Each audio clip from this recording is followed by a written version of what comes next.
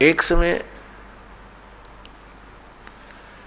एक सिमली नाम की लड़की थी और वो किसी गुरु से उपदेशी थी, आस्था भगवान में गणी थी।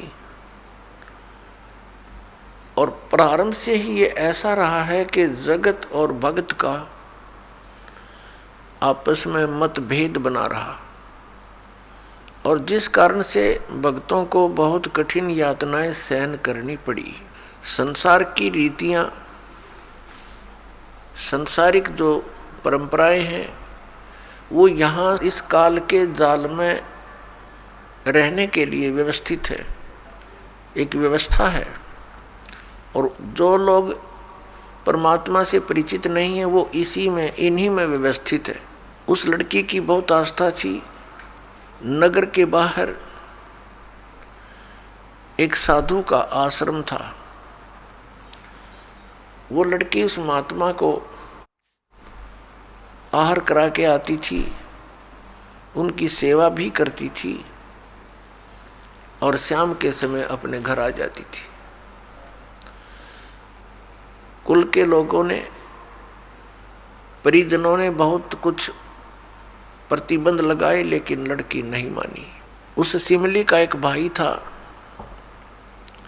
मंसूर नाम था उसका। उसको अन्य व्यक्तियों ने कहा कि आपकी बहन शाम के समय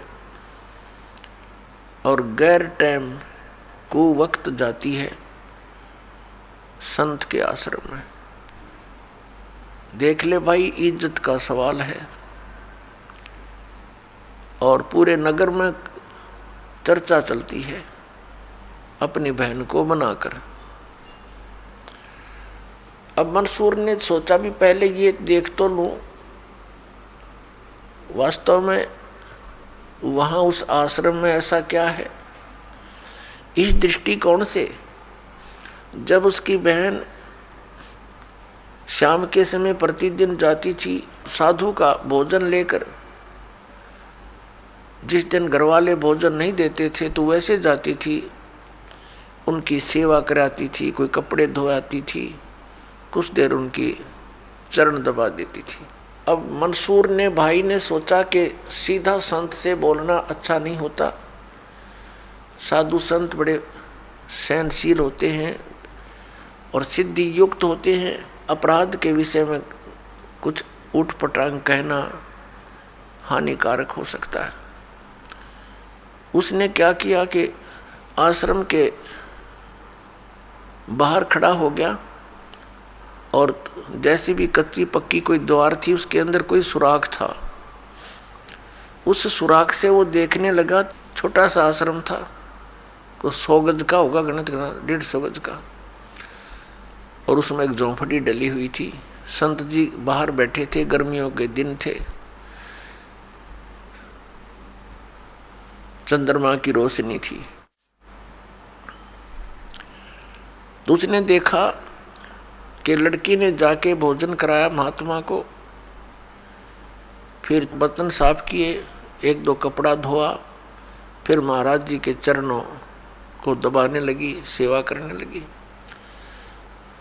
तो क्या हुआ कि ऐसे उस महात्मा ने हाथ किया, आकाश से एक अमृत का प्याला आया। संत ने पिया, आधा उस बेटी को दिया। संत ने कहा कि बेटी, इसमें से थोड़ा सा एक नालायक व्यक्ति खड़ा है, उसके भी मार दे एक छींट। इस सुराख के अंदर से जा और उसके भी लगा दे, थोड़ी सी कल्याण हो जा। एक नालायक व्यक्ति खड़ा है। अब उसने जाकर के, लड़की ने आदेश पालन करना था, सुराख में से ऐसे कर दिया। उसने देखा कौन है, कैसे है, तो उसके भी जीभ पर वो थोड़ा सा अमृत की छींट लगी। एकदम उसके हृदय में एक विशेष प्रेरणा हुई कि मैं बहुत पापी हूँ, मैं नीच हूँ, और ऐसे पाक साफ महापुरुष के विषय में मेरे मन में दोष आया। रोता हुआ आश्रम के अंदर प्रवेश हुआ और कहा, महाराज मुझ पापी का भी उद्धार हो सकता है। मैंने आपके बारे में बहुत गलत सोचा। उस संत ने कहा, बेटा जब तक बोध नहीं होता, ज्ञान नहीं होता, तब तक प्राणी के ऐसे अपराध अक्षमा करने योग्य होते हैं। और बेटा कोई जानबूझ कर करोगे, दीक्षा उपदेश लेने के बाद आपके मन में ऐसा संत के गुरु के प्रति दोष आता है तो फिर आप पाप के भागी भारी बन जाओगे। काफी देर सत्संग सुनाया। प्रतिदिन वो भक्त अपनी बहन के साथ दिल्ली आने लग गया। खूब सत्संग सुना, दोनों बहन भाई मिलकर सेवा करते थे। फिर क्या हुआ कि उसके हृदय में एक ऐसी प्रेरणा हुई, अनल हक।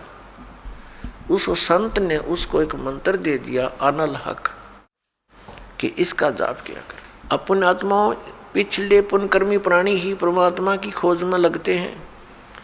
उनको ही इतना शीघ्र इन बातों का असर होता है, संत के वचनों का। तो महान पुण्यात्माओं में से एक था मंसूर, और संत की कृपा से उसके पिछले पुण्य स्टार्ट हो जाते हैं, उदय हो जाते हैं, और वो प्रेरित होकर के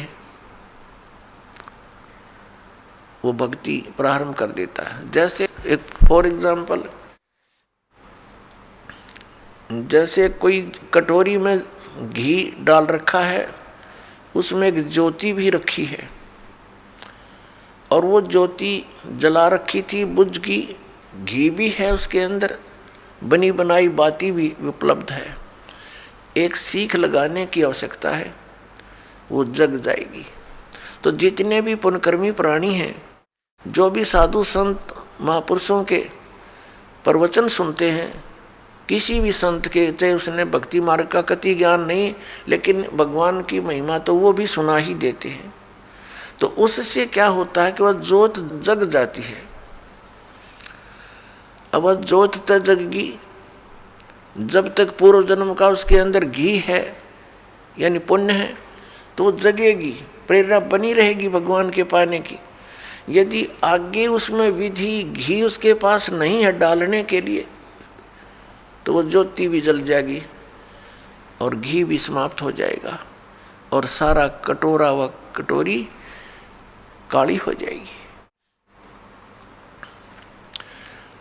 तो पुण्यात्मा, उस अनल हक मंत्र के गुरु जी ने दे दिया, जो मंत्र देना था उसको। अनल हक का अर्थ होता है अहम ब्रह्मास्मि, मैं ही ब्रह्म हूं, मैं ही परमात्मा हूं, अनल हक। हालांकि ये कोई मंत्र वंत्र नहीं था, लेकिन उस मंसूर के अंदर वो पूर्व जन्म का घी और ज्योति रह रही थी, वह जगेगी। अब उस मंत्र से भविष्य में तो कोई लाभ उसको होना नहीं था, क्योंकि वो चार्जर ठीक नहीं था। पूर्व जन्म की बैटरी से उसमें इतना प्रभाव था, इतने पुण्यों से, कि उसने अनल हक कहना शुरू कर दिया कि मैं ही परमात्मा हूँ। अब भोली आत्माओं, पुण्यात्माओं को जैसा भी गुरु ज्ञान देता है, वो तो दृढ़ होते हैं। गुरु जी ने 2 दूना 6 कह दिया तो वो 6 ही बोलते रहेंगे। घरवाला कहेगा, कोई उसको बताना चाहेगा, वो नहीं मानेगा, कहता नहीं मेरे गुरु जी ने ऐसे ही बोला।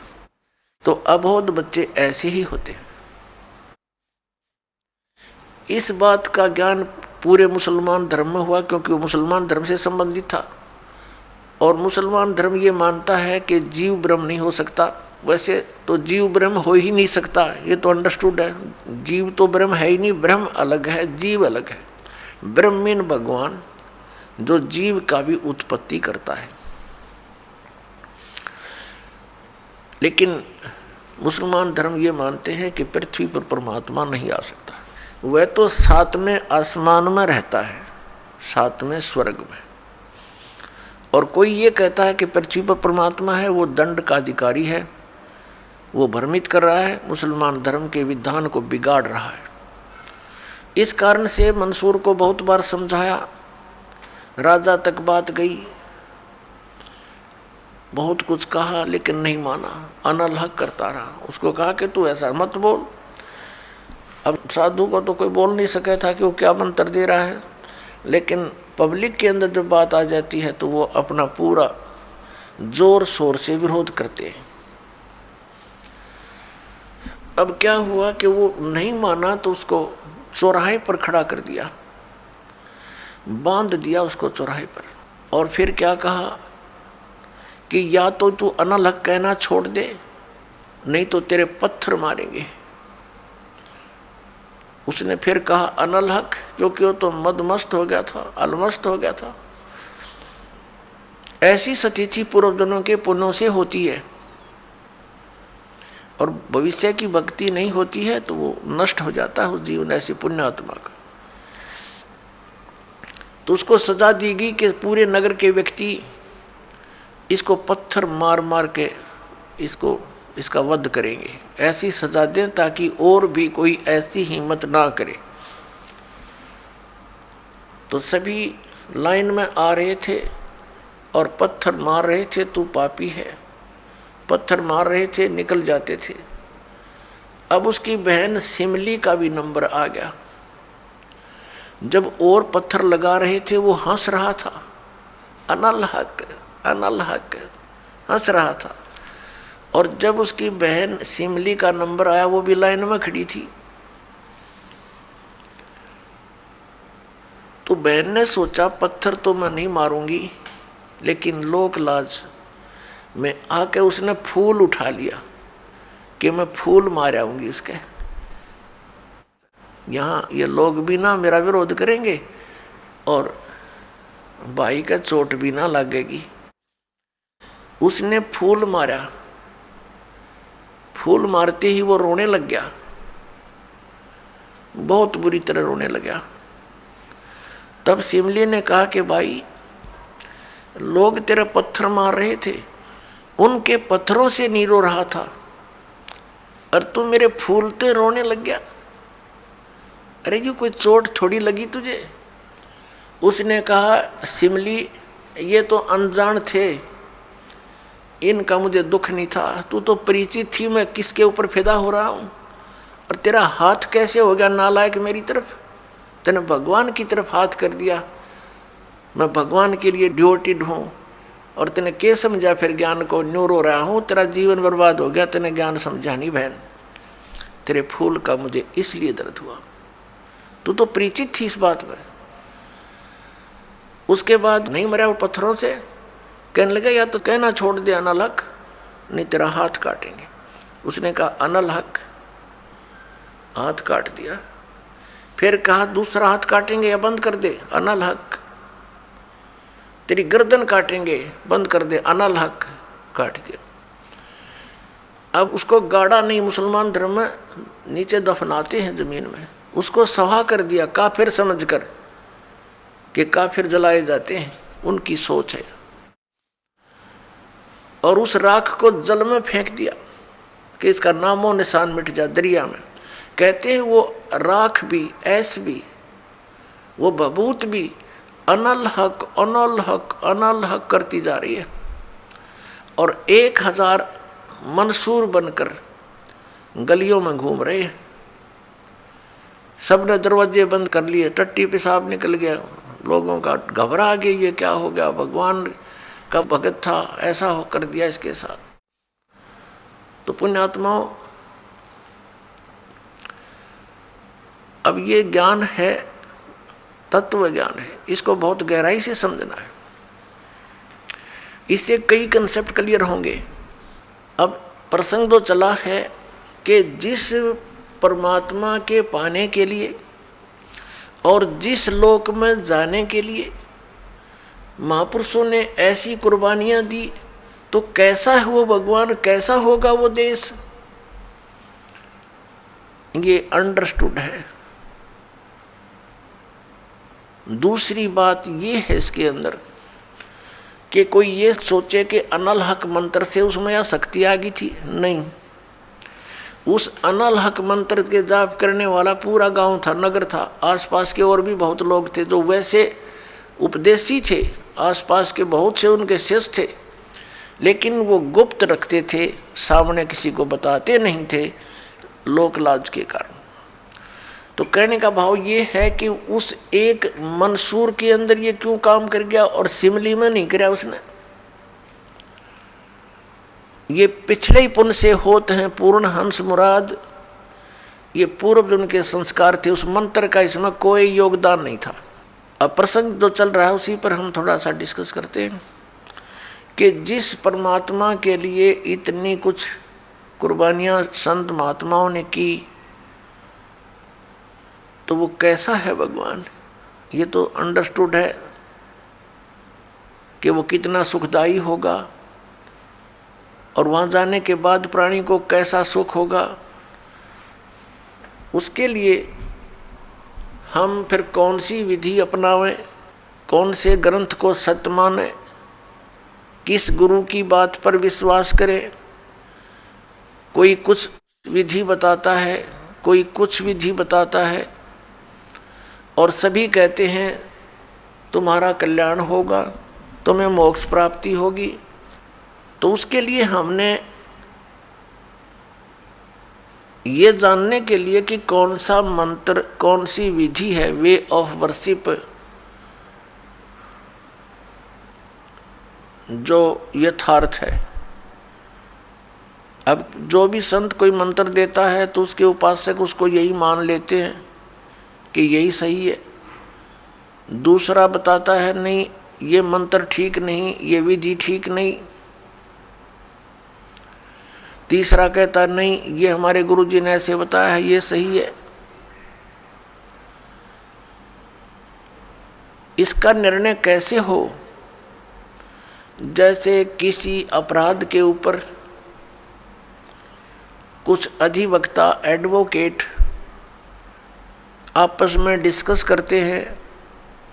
एक कहता है इस अपराध के ऊपर ये धारा लगेगी, दूसरा कहता नहीं इसकी ये धारा बनती है, इसका ऑफेंस इस धारा के अंतर्गत है, तीसरा कहता नहीं इसके ऊपर ये अन्य धारा लगेगी।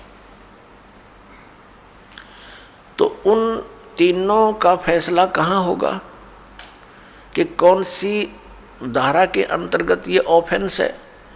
वो संविधान के अंदर देखा जाएगा, और संविधान के अंदर जो लिखा है वो फाइनल है। वो धारा उसी के अंतर्गत वो ऑफेंस है, तो उसके ऊपर वही धारा होगी और उसी के आधार पर उस पर कार्रवाई कोर्ट में होगी। वो सही है।